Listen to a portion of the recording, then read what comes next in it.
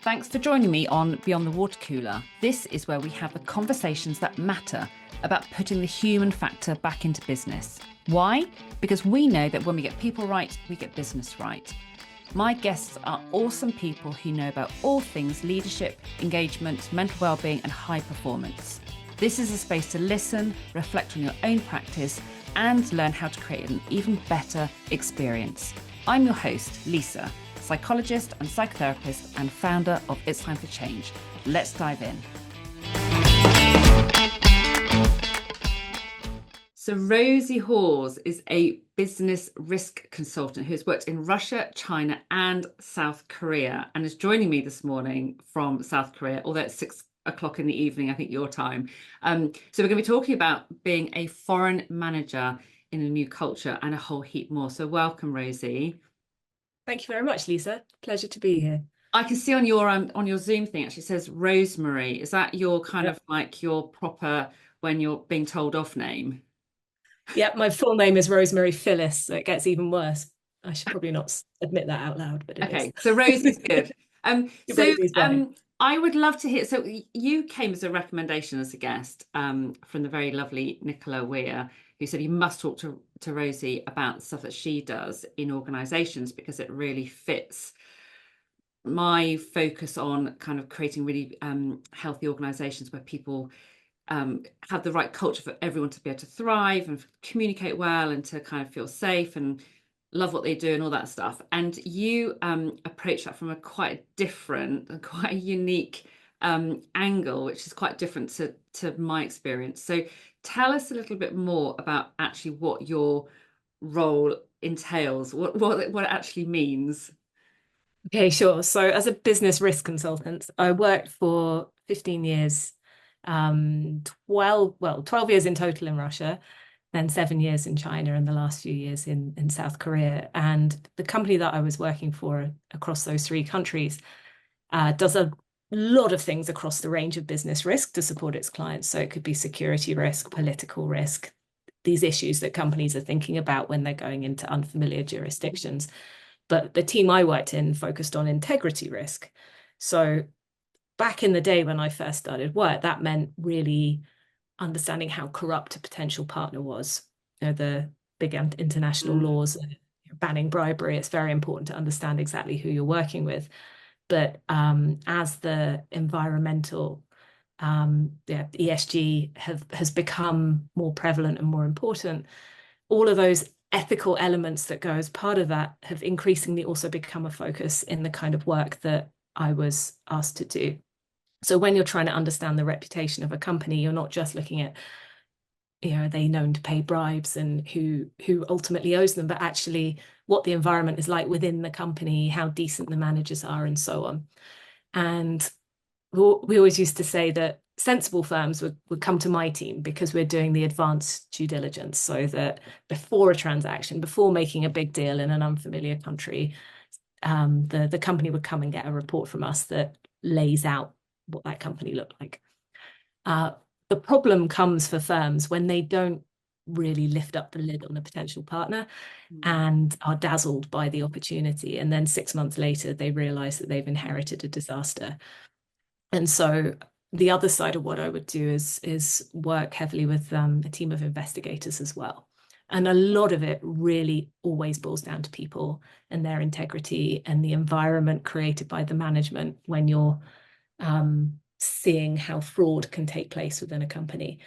And it was fascinating. So I learned from an investigative perspective why bad management can have an impact on a company, the worst case scenarios. But also I'm running a team of typically quite young, mostly women who have ambitions from different cultures, different countries, different skill sets.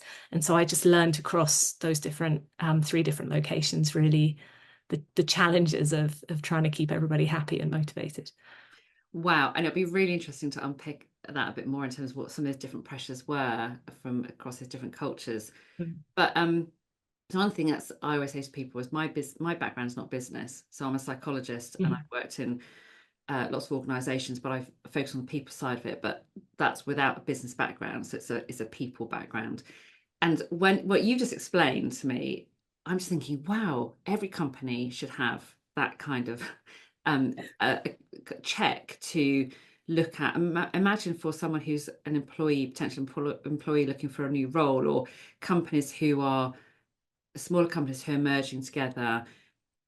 What sort of is that prevalent in this country, in the UK, in terms of looking at specifically the kind of managers and environment and more of the kind of culture stuff? Do people do that in the UK, or is that just for the much bigger companies? I would say the bigger companies will have learned from bitter experience that it is worth asking those questions. Mm, But typically, it just tends to be private equity firms that do that. And that's because when they are acquiring a chunk of a company or acquiring a company, they need to be confident that the management team that they have in place there will mm, continue to create value for them. So they're looking at it from a value perspective, but that does translate into, are these decent people, yeah. because it creates value for them. So it's Yes. Yes. it's a good Which is reason to be a decent person. yeah, Yeah. yeah, and that's the bit I talk about all the time. I was talking to a company Yeah. yesterday, some leaders about need to have decent people and the value of investing in getting the people bit right because it increases the value of your business. Mhm. Unfortunately, some people still struggle to get that link, but fewer of them, hopefully. So you were so obviously you've worked in different organizations in terms of your role, but you've, as you say, you also have had different you've got a team of people from different cultures, and so you're kind of in it and also working with clients in that sort of in that space. So tell us about some of the kind of different pressures that or the pressures that come from having different cultures and different, yeah, just how getting your head around that works. Yeah, so I was a junior manager in Russia. And actually, interestingly, we had a team in Moscow and a team in London. And I ran the Moscow team, which is only about 4 people. But they were all American or British men who were probably about 5 years younger than me. And it was a nightmare. Whereas my colleague in London, that's where the Russians wanted to be. So that was she had junior Russians who were thrilled to be in the UK and actually typically a lot more diligent, I would say. But there were language issues with the quality of the work. But the team I had, it was the ego. It was really hard as a new manager to try and motivate and have any influence over them whatsoever. And I still look back with kind of mild horror at just young men. Yeah, very hard. What do you think something drove that ego, like turn the dial up on that ego? Yeah. Was it just because they were all similar in terms of all being young men, or was it the type of organization they're in, or the country they're in, or was there something that drove that? I think they were very smart, very ambitious as well. They've all gone on to do really interesting things. And I was only maybe 3, 4 years older than them Mm, and was promoted into that managerial role after we had worked in parallel.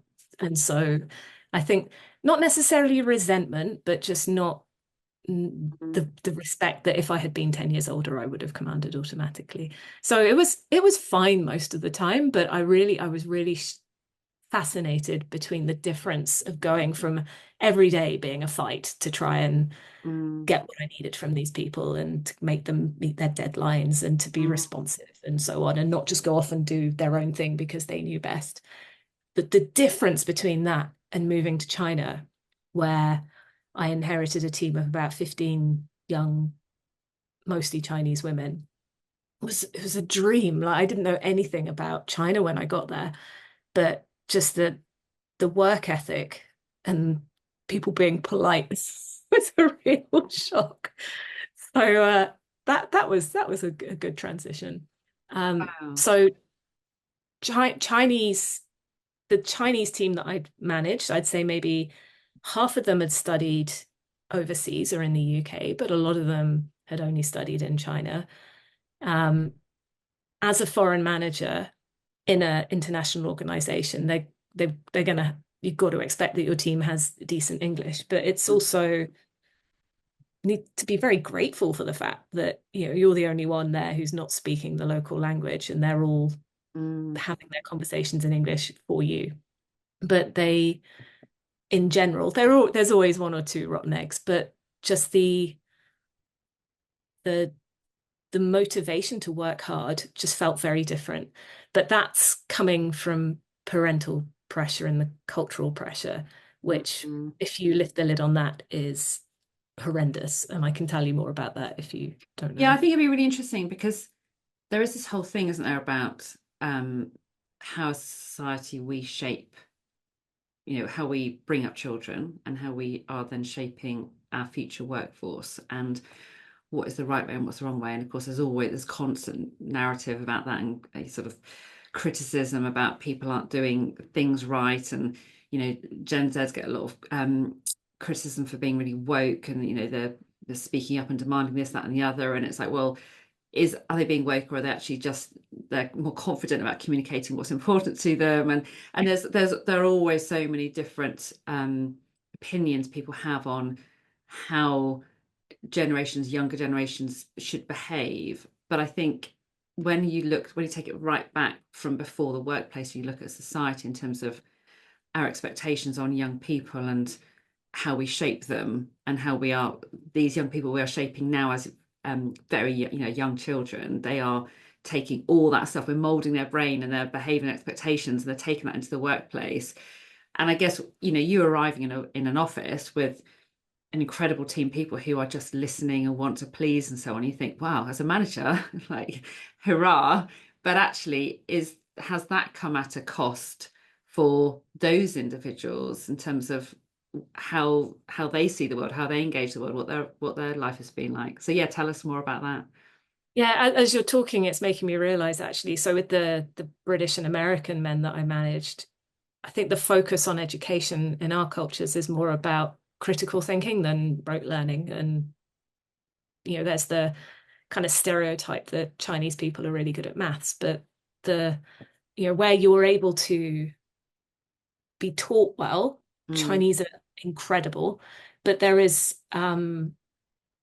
limitations on encouragement about questioning and mm, thinking mm, outside mm, the mm. box because of the political culture in the country. So you would find certainly in the research that we would do, there would typically, initially at least, people just wouldn't question what they were seeing just because they'd never been encouraged to do so. So it would come, and it would come quickly, and it was quite impressive to see how, again, this culture of learning is very prevalent. But really, the motivation for them goes back to the idea of China being a one-child family. So it became a two-child family whilst I was there. So for, I don't know, over 20 years at least, it was only one child. So what that means is the people who I'm managing have got their parents and then two sets of grandparents with all eyes on them, maybe some aunties, but maybe not. So all of that pressure of you've got to succeed well, you've got to do well. And because there's only one child, they spent all the money on that one child and the music lessons and the whatever it is. So they've always had this pressure to really, really succeed. And it took me a year or two to realize. And then I remember thinking there can't be much worse than being a Chinese child. Like Mm, this pressure from your parents and this sense of responsibility and duty is really hard.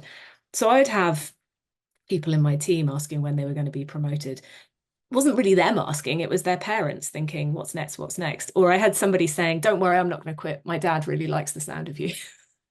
And so gosh. it's a very different idea as to what, yeah, the parents are very involved in a way that we're not used to. And I wonder if I mean, you're just saying that, but what my parents think in terms of saying that to you as their boss. It sounds kind of the sort of thing you'd hear in school about my parents like you as my teacher.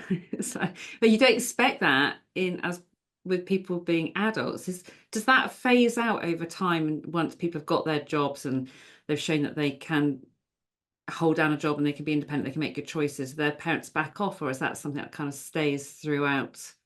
In a way, it Like, it stays, but and again, I'm very conscious of using the wrong language or sounding like some terrible racist or something, but the the level of maturity in like a 22-year-old Chinese person versus a 22-year-old, I don't know, German, Mm, very, very, very different. But mm, it's because, I mean, I don't know about you, but at 20, by the time I was 22, I'd been at university on my own since yeah, I was 18. yeah, I'd had to get a Saturday job. I'd had to yes, do a lot of things just because your yeah, parents sort of say, off you go. yeah. Whereas in China, quite often they might still live at home while they go to university.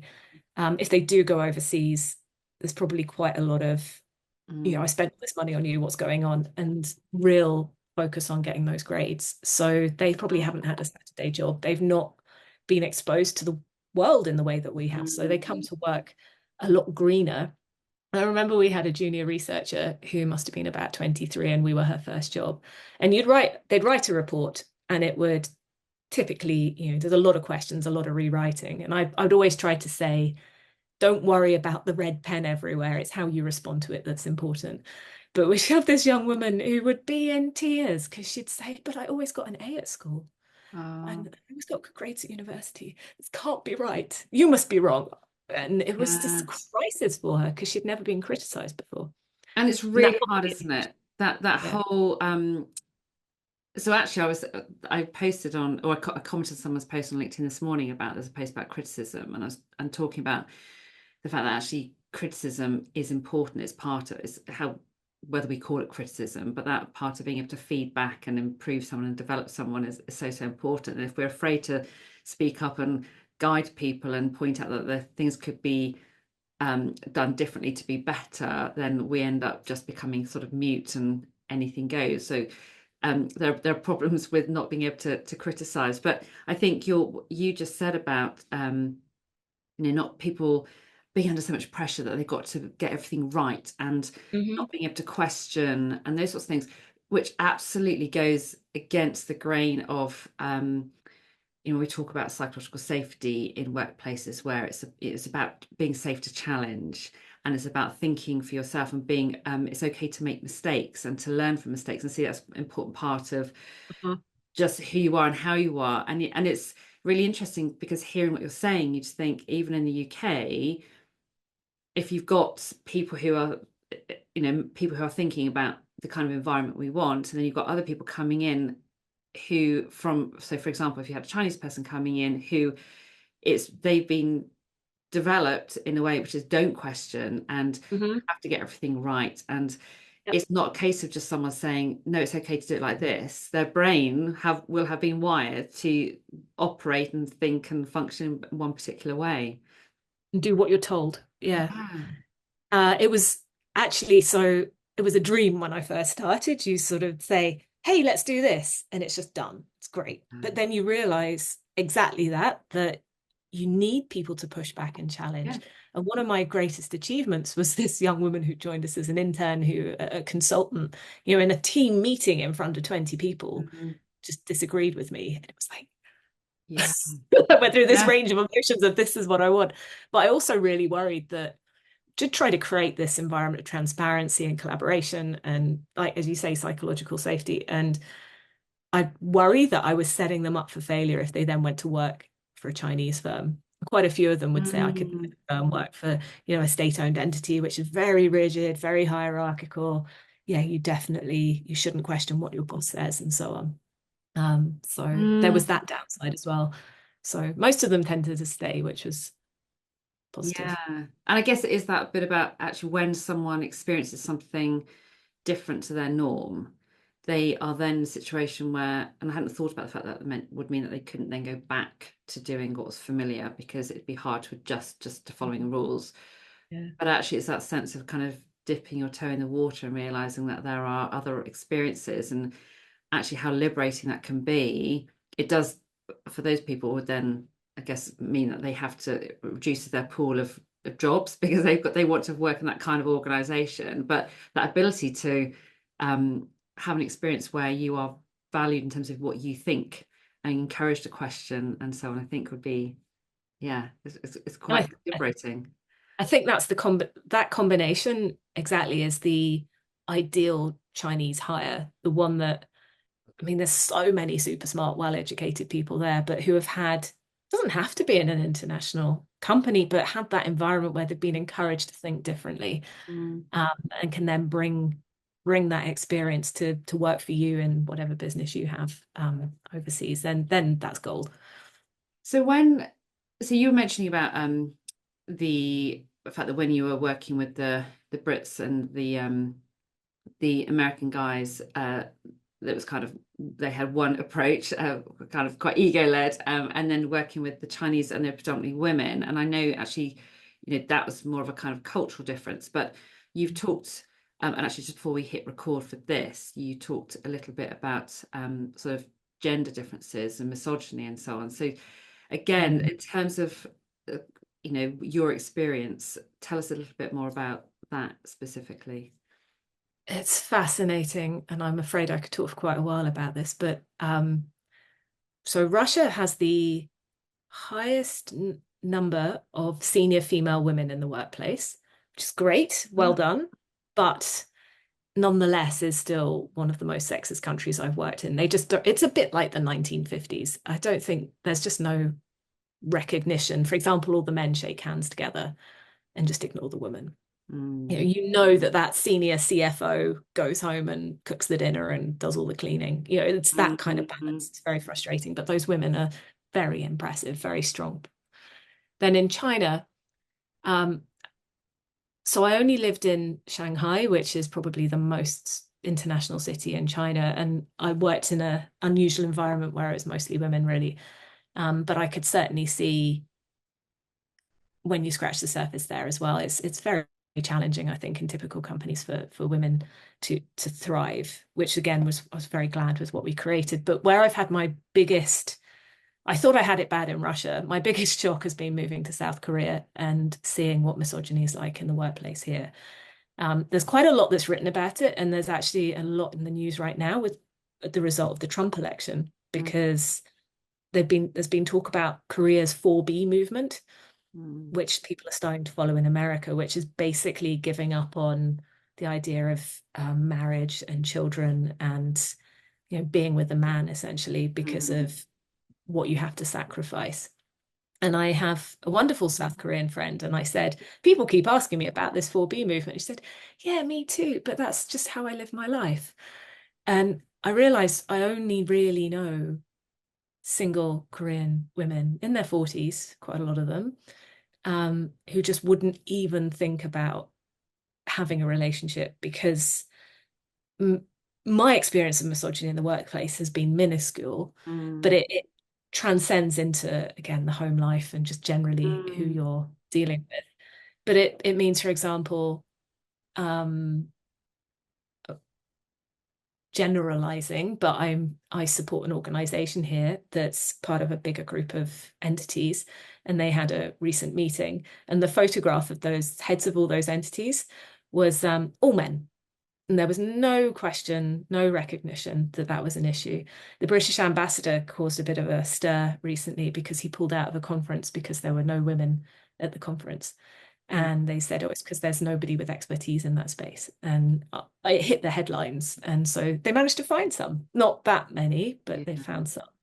And then there's been articles recently. The FT's done a lot to try to expose it, but how um, there was one interview with a woman, and her colleague said, you should consider yourself lucky that you're our woman. Like, we don't need any more. We've got that one woman in the office. But it's this perception of just women being second rate and irrelevant really to the conversation. Mm. But it really transcends beyond that to the extent that if you if you go to a public toilet in Korea, there will be bits of tissue stuck in all the holes on the wall. And it's because they have such a problem with toilet cameras being installed in public toilets that people have to cover up the walls because they're scared. There'll be a poster on the door saying this toilet's checked regularly. And you see that in office buildings as well. Yeah. So if you just think what that means about the God. dynamics between men and women here, it's terrifying. So I thought long and hard about applying for a job here. It's very difficult for foreigners, let alone women, to get a job here. But my understanding of the culture, I decided it wasn't for me. Mm. Yeah, very, very hard place. So how do you adjust to that then in terms of because obviously you're experiencing that where you are in the world, um, kind of taking it back a lot of levels. There are women in companies in the UK who are trying very hard to have to prove themselves, and they still have to answer up to um, men who are making the decisions and who view themselves as superior in terms of their thinking, their management, and so on. And I see that in companies I'm working with. Um, what so for you in terms of your experience of that, or of your friends who are working in different organizations, how do you go about trying to um, kind of look after yourself, but also, I guess, enable opportunities or enable yourself to thrive in a company where actually you don't feel that that's the right environment that's kind of encouraging that? Because there's the whole view of, well, I'm going to stay single, I'm not going to get involved in a relationship and so on. But if you're in work and your workplace has that kind of behavior entrenched in it, how do you, I mean, the obvious thing is don't work there, but if you are working there, what can you do to sort of try and either challenge that as a general practice, or just even if it's just looking after yourself and making sure that everything's okay for you? What would your advice be? Yeah, I mean, it's incredibly difficult. Mm, It's very hard, and it's very hard when it's you in that position as well. mm. Yeah, it's much easier to support somebody else, and have good Yeah. ideas and what about this? It's much harder to defend yourself when you're in the moment. And so I think it really is about allies. Um, and female allies is important. Mm, Other having somebody to help speak out on your behalf is essential. Um, Obviously, the concept of male allies is very important. I don't know to what extent that would mm, really exist here. But certainly in the UK, that's fantastic. But really recognizing when the person next to you is having that difficult situation and being there to support them and being able to give them the confidence to speak out. Because when it's falling on you, unless you're older and more experienced and have nerves of steel, it can be very hard to push back and to challenge, mm, which you should do. But mm. it's much easier if you're witnessing what's happening on and it's not about you to be able to Yeah. support somebody. So do you think that you can um, start to enable change to happen in terms of those views? So with you and some of your female allies, are there is there kind of a sense of there is gradual change on the horizon, or not really? And you can influence kind of what's happening directly around you, or is it a case of actually when you're in that kind of culture, you just have to give into this is how this culture is, and it's about almost survival, or looking after yourself?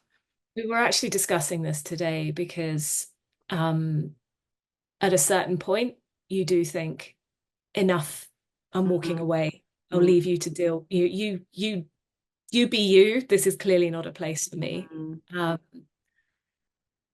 but of course, the right thing to do is to stand up and fight it and make a noise. And in international organizations, even if the local office may have a way of doing things, there's international culture and there's international behaviors and what's expected and mm, so on.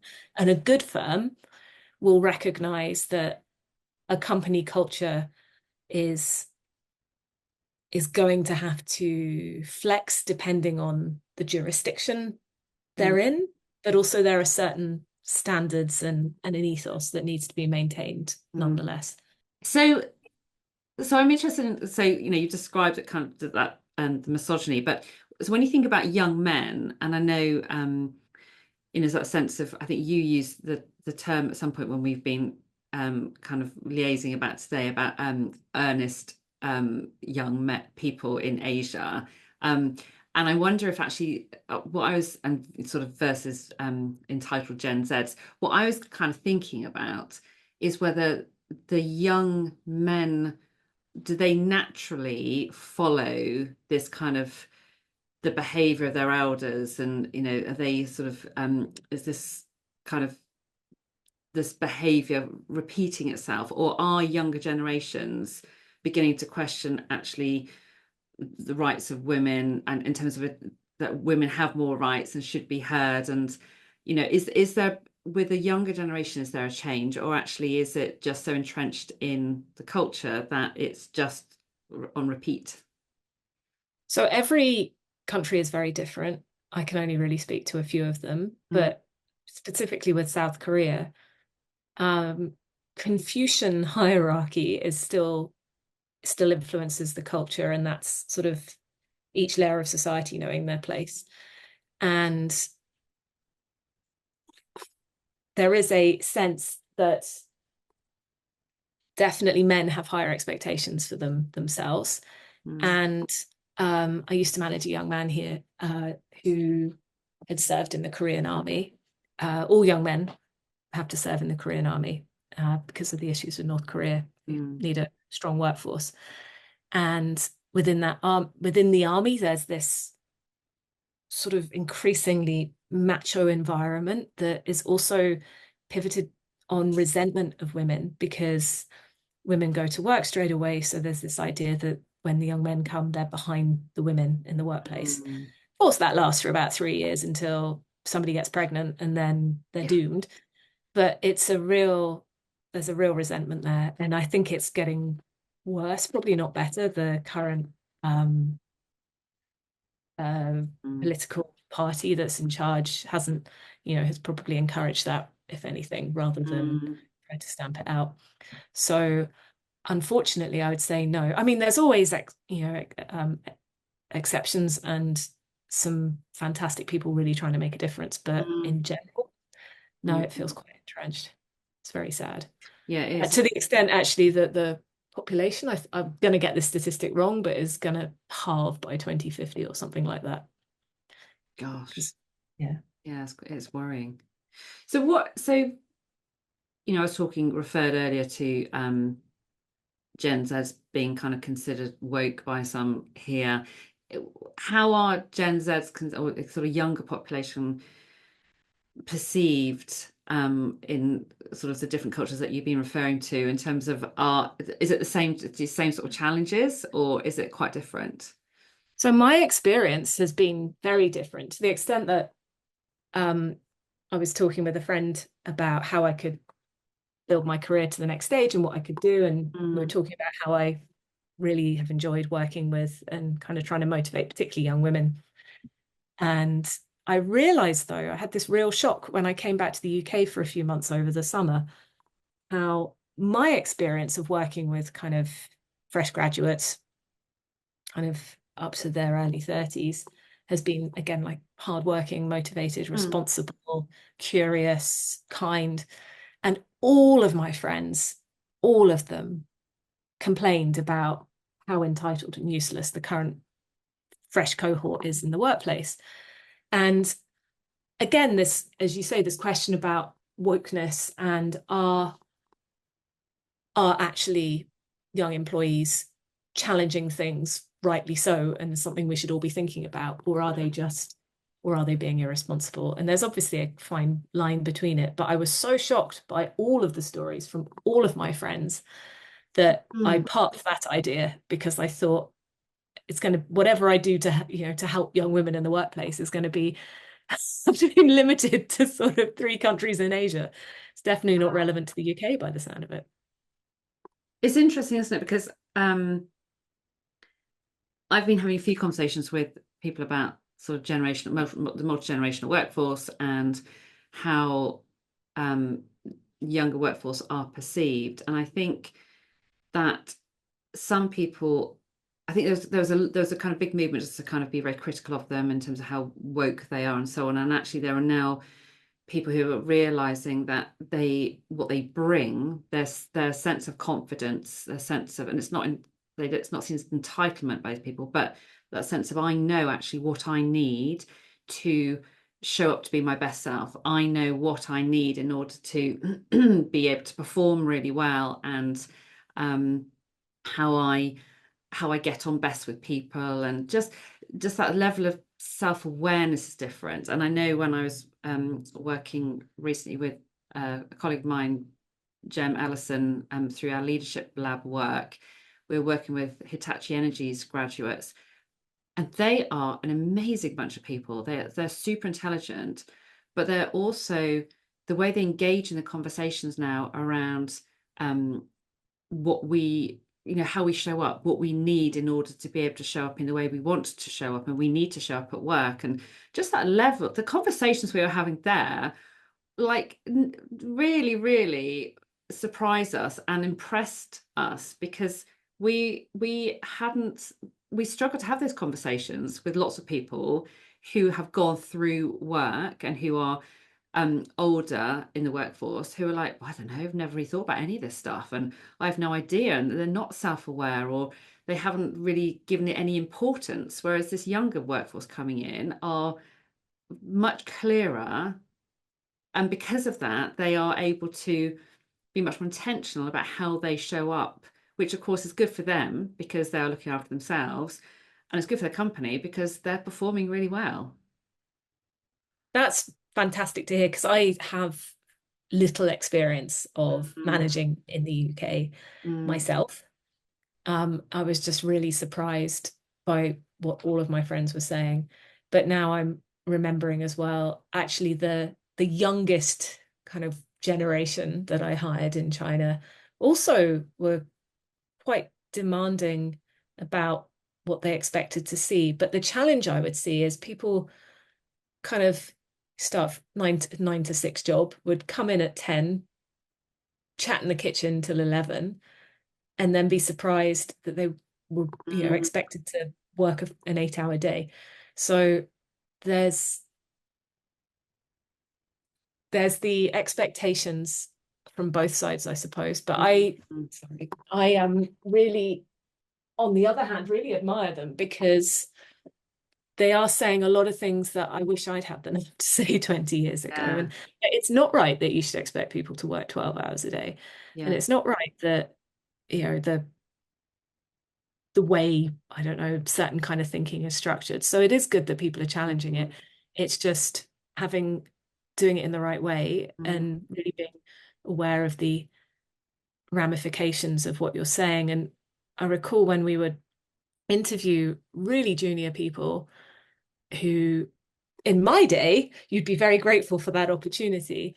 Um, Kind of being quite dismissive and not very interested. And when am I going to get promoted? It's like, well, so again, we were taught you work hard and that yeah. leads to the next step. And I haven't quite moved. I still think that's important, Mm, but I yes. don't know. I think perhaps something's got lost during COVID, just where people haven't had that exposure to each other and seeing those dynamics. Maybe I don't know. I'm terrified that I'm sounding like a sort of 1940s school teacher, but No, I think you're voicing stuff which, so one thing I talk quite a lot about is about actually just creating the platform for people to have these conversations. So in workplaces, when people have got diverse teams, or are trying to address an area of development or a challenge or something, it's about creating a safe where we can say, a space where we can say, we might not be using the right language, or we might not be phrasing it the right way, or but actually let's talk about what this means to us and what our opinion is of this thing, this topic, and what we see in other situations, and does that feel right, does that feel wrong, and just having those conversations. I think it's so powerful when people are able to hear someone who has the courage just to speak up. So just you saying what you're saying in a very natural human, this is just me thinking this stuff through and saying it out loud with a positive intention, just to kind of reflect and think about this stuff. Actually, only good stuff can come from that, because that's when you start to break down the barriers. It's when you start to break down this kind of or correct the misconceptions, and so on. And I think, when we did that with this group of Hitachi Engie graduates, and they're like, well, yeah, in on paper, if you look at what description of how we like to communicate and what this, the description of us says this, because we showed them, so this is what you lot are supposed to be like. And they were like, that's not what we're like. Actually, I like to do a bit of this over here and a bit of that over there. We start to have these conversations, and we have to start breaking down those walls of those boxes and those all those kind of all the stuff we think we know about each other. And even if you do fit into this category of particular generation or particular gender or whatever, actually, what are you like as an individual? So I think I like how you're speaking and what you're saying, because it's really important that we start talking about this stuff. I often think in this circumstance, there's an episode of Will and Grace. I haven't really watched much of Will and Grace, but there's this one episode where Will is dating somebody who's half his age, another guy who's half his age, who's super confident, super out there. And at some point, Will gets really cross. And it's like, you don't realize how much we had to struggle for you to be like this. And Mm, it's almost not fair. Like, rein it in. You're being too confident. mm, And I reflect on myself with that because I had a terrible time in my first few years at work. You know, as a young woman, as a young person working in a foreign country, all those pressures, all those challenges. And now I'm confident and know what I'm doing, kind of. And you look at that next generation, and it's not that you absolutely don't want them to go through what you've gone through, but you want to learn, you want them to learn and understand what they can do to succeed, mm, but also to recognize that their generation of managers, if they're not sort of 60-year-olds, you know, if they're mm, mm, 30s, 40s, what their expectations are, mm. and what where they have come from in the grand scheme of things as well. I suppose it's a little bit like the feminist movement and sort of people Yeah, fighting to get the vote, and then suddenly it's all great, we can yeah, burn our bras. yeah. So again, think about your role. Do you have so I'm assuming, I might be wrong, that you've managed teams in different countries. So if you were a manager, and again, I'm just thinking about someone I had a conversation with last week who is based in this country, but most of their offices are abroad. Um, I'm assuming that there are quite a lot then for those managers to get their head around in terms of how to manage very different culture, potentially very different cultures, and to sustain kind of that high performance that you'd expect. So you can, so it's, you might be have achieved high performance in your own team, but then how do you get that consistency overseas, um, when potentially they're quite different cultures and at quite a distance? It's really difficult. And I look back to the organization that I used to work for, and the difference between offices was it's quite stark. And there Mm, was definitely over time the tone from the top changed, to try to create more kind of company branding and company events that were happening at the mm, same time, sharing. And I think COVID actually really helped with that because it drew offices together in a slightly different way. But it's definitely not easy because it is often down to the personality of the leader of the office. And I've always worked in places where, you know, Moscow was only about 20 people, Shanghai was 100. So quite a big difference. But I've not worked in an organization with, you know, 3,000 people or something like that. mm, That's going to be very different. But certainly in a smaller environment, it's really down to certain key individuals who can make or break the office. And I've definitely seen the impact of toxic individuals as well, who mm, have been, you know, called up for their behaviors because of, you know, they bring too much value or whatever. And mm, that's really disappointing too. So how to ensure that consistency? Like when I was based in Shanghai and I had people in Japan, Korea, Hong Kong, and the US. And a lot of conversations, like on the one hand, you don't want to waste people's times and you understand meetings are kind of death by PowerPoint or whatever, but still making sure that those people felt they were part of the bigger team and that there were shared standards and trying to ensure collaboration on different projects. And, you know, if we had a weekly team meeting where I try and make sure that somebody from this office collaborated on this office to talk about a new whatever, to yeah, try and ensure at least some harmony and some mm. collaboration. It's not easy though. No, but I also think you made a really good point that it's about individual leaders, and there will be there are companies who are just UK based who have different offices, and it's like chalk and cheese when you go into one office and they are really proud of their culture and they've worked really hard to develop that, and they've got, awesome, very self-aware leaders there. And then you can go into another one of their offices still in the same country but with very different management style, and it's like a completely, you could be in a different country as as far as they're concerned. It just feels so different, and I think it does go down to it's about those opportunities to collaborate and to get that consistency and standards and so on. But it really does come down to the individuals who are leading that particular office and their skill set and awareness and so on. It really does. And if that individual is valuable for their relationships or for their knowledge, but aren't really actually a leader, or Mm, they're very kind in how they operate, then it's so destructive. And a lot of companies, I think, don't either have that insight or don't have the confidence or worried about the implications of moving them out. But then mm. what that might mean for churn in the team and Yeah. so on, obviously very visible. So one thing I know you also talked about in terms of different cultures, you talked with me recently about kind of gossip culture.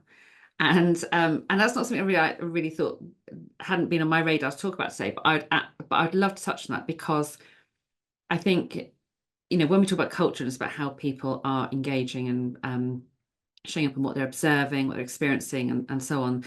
There's so many different levels to it, but actually people can forget how much something like gossip can undermine um, what really great things other people are doing, but it can also feel something that's really, really hard to address. Like, how do I? So people are very, people can dismiss it as like, well, always people are always going to gossip, or people don't like to stand up to it. So I'd love to hear a bit more about kind of the what you've observed in different cultures um, around gossip, and is that sort of is that okay, or is it challenged, or what's your experience around that? One of my biggest shocks when I moved to China was coming to recognize how big a deal gossip was there. I don't know if it's knowledge is power or people just, fascinated by what's going on. My Chinese teacher said to me, we can't trust the media, so we sort of talk to each other and see with our own eyes what's going on. Like maybe it's something to do with that, but just ridiculous things that can actually be quite harmful. So, um, somebody was made redundant in another team, and then one of my team came and told me, so it's the next person to be made redundant is an associate consultant from our team. Who is it? I was like, this isn't true. This is really, and so I actually in a team meeting had to confront that and say, this is what's happened. I have zero knowledge of this. I would have knowledge. Gossip is harmful. Stop it. But they can't. It was just part of daily life. Like when I first got there, when my first experience of realizing just how ridiculous it was the office manager bought me a ticket back to London for a short trip. And about 2 weeks later, I heard that I was moving back to the UK. I'd only been there for 6 months. And so how a Oh ticket can go. gosh. So, and that's really harmful, right? Your Yeah. boss is leaving after 6 months. What does that mean? Where are we going? So I would that in that experience, I was just confused. But as I realized it, it goes from A to B to Z so Yeah. quickly. I did try to call it out whenever I heard it. And it also meant that if you're making discrete or significant decisions, one, you do have to swear whoever's involved in that conversation to secrecy, but you also can't trust them in the slightest um, to not reveal something. It means that you have to act very quickly. You have to be very clear, and you kind of have to cut off the possibility for the story to go any further. So That's hard though. I'm just thinking about all the conversations I have with companies where people use each other. Saw someone recently about using me as a bit of a sounding board, and we just bounce around ideas and we kind of think about, things from different perspectives, and it's about really understanding what's going on by considering lots and lots of different options. Just thinking, imagine if that stuff got out of that room. It's those in terms of being able to do all the stuff I'm encouraging companies to do, it completely relies on trust. And to be in a culture where even when you sworn people to secrecy and you think you should be able to trust them because they're in a professional capacity and you still can't, Mhm. that's wow, I can't imagine. Really hard. And it's not personal. Like these could be people you get on very well with. They won't be thinking that Yeah, they're like we would yeah, think of it as they're betraying our yeah. trust, whereas for them it's something different. And that was also fascinating for me, like just different concepts of trust and how you determine what trust is. So the investigations that I worked on in China typically would be where a foreign company has just trusted somebody too much without really thinking about it. So I remember we did an investigation for a Swedish firm who said, we believe in trusting people. That's our ethos. That's how we are in Scandinavia. It's like, yes, but here you need to earn your trust. Yeah. Otherwise, you need to have shown how that plays out. And it just otherwise it's almost like, here's my bank account. Mm, It's um gosh. fascinating. So it really does highlight the need then for companies to, um, however small, whatever size they are, if they have people from different cultures forming that company, whether that's just based in the UK or it's across different countries, to really understand what people mean by certain behaviors in terms that we use and take for granted, like trust. Mhm. What does that actually look like? What does that actually mean? How do we earn that? Is it a right or do we have to earn it? All that stuff that And it's different in every country. yeah. Yeah. And in some places, you may never earn it. So it's more a question of understanding how things can go wrong and being prepared for that and having those safeguards in place. So where have you so in terms of you a lot of your roles around investigations, um so done where have you seen examples of sort of doing an investigation where you just think actually this has thrown up some really interesting findings in terms of how people engage with each other, that kind of culture, manager, the sort of stuff that we're talking about today? Have you got any sort of examples of that? It's so bad because within the team, finding this stuff out is fascinating and it's it can be quite exciting sometimes Mm. and you're really proud of yourself and like, wow, we've got something great. And I really learned early on, do not describe it like that to a client. I remember saying, I found something really exciting, and this lawyer going, oh, oops, $30 million down the toilet. Um, we did one case where our client acquired another business and then heard allegations that somebody senior in that business was the owner of one of their suppliers. And so we went and had a look. And we looked at that supplier, and it's quite a simple piece of work. We just mapped out, who was in positions of authority at the supplier, some affiliated companies, and there was like I met the client, we had a chart, and it was their employee company, a few other individuals, another company, and the client looked at the chart and just went, "Oh my God." And every individual was one of their employees within the company that they'd acquired. So while they own that company, anything valuable was just going off to this parallel company who would, run those contracts through that company. And God. that had already been in existence under the previous owner of the company.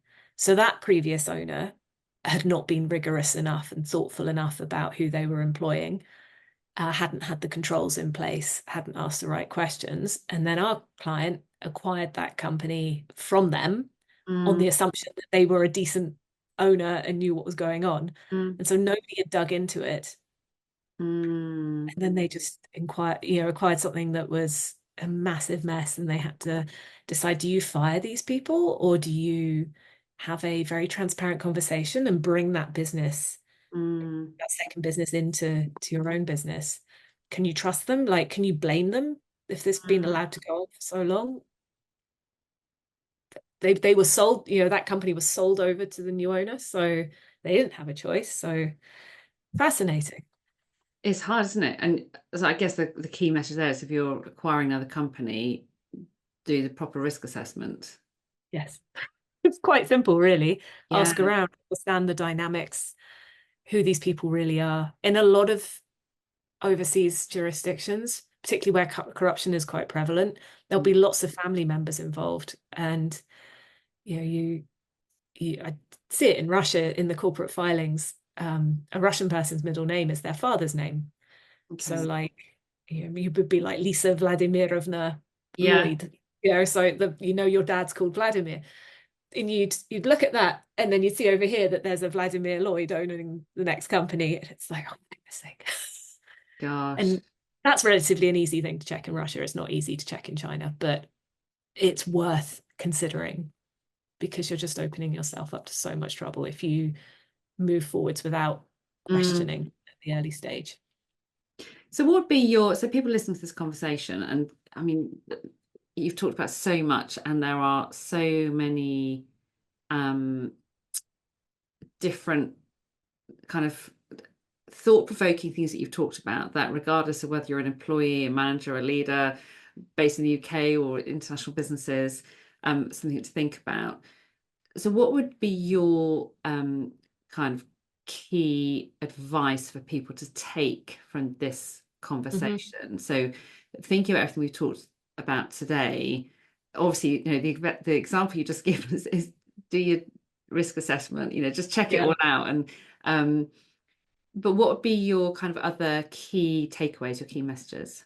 I'd say beyond that, if you are a UK manager going into a new country and people have these opportunities all the time, and you're thinking about how do I show up to work and manage this team and so on, of course, you should be yourself, but just be aware that there's going to be so many surprises and unexpected things, and to focus, I suppose, on the importance of communication and transparency, but also be very thoughtful about how information can be used. Mm, I think that's relevant anywhere. But also that the people who you are managing, certainly from my experience in Asia anyway, are, if not more motivated, the young British people to succeed, and are generally very decent, earnest, hardworking people who, across most of Asia, their parents probably grew up in, poverty or have mm, seen poverty. So they're really motivated to do well. So mm, typically, you're going to be walking into a very positive environment in that regard, don't but what might that mean in terms of rivalries and so on? So yeah, don't expect it to be like, just because it's a subsidiary of your UK company, to be like your UK company. But equally, if you're a manager in the UK with lots of overseas workers in your team, considering where they've come from and the pressures that they're under to succeed, mm, uh, and how you can work with that and either support them and get the best out of them in order for your team to thrive is crucial. And yeah, the way to motivate a Gen Z Brit will be entirely different to somebody from a different culture.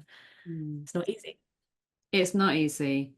And I think that's the one thing that we're quite clear on, and I think companies are clear on, that this is not easy. And if you want to be a good manager with a good team, you need to invest, companies need to invest in their managers to support their managers to get their head around all this stuff. You can't just blindly go in and just have your own idea about how I think things should be done and expect it all to work brilliantly, because there is just so much more at stake. And I think what you've illustrated brilliantly today is the need to really think about what each individual person brings from in terms of who they are and their culture. So Mhm. there is a lot for managers to get their head around, which means companies need to be investing in managers more, and that we know that they Yeah. are massively underinvested in. So, Rosie, I'm so grateful for you joining me today. Honestly, I had no idea where this conversation might kind of go and what we might cover, and it's been so thought-provoking. So I'm really, really grateful for your time. Thank you so much. You're very welcome. I've enjoyed it too. Thank you. What have you taken from that conversation to think about or do differently? How has that inspired you to develop practice to bring out the best in people, including yourself? This podcast gets more listeners when people like you give a thumbs up on Apple or wherever you listen, and especially if you leave a short review. So please help be part of the movement towards creating workplaces that really provide the best experience for their people. And do reach out to me directly to discuss your challenges at work and ideas for development. If we're not already acquainted on LinkedIn, let's connect. All the links you need are in the show notes. And if you join the club, you'll be the first to hear about relevant updates and free downloadable resources that are part of developing practice and performance. Thanks for joining me today.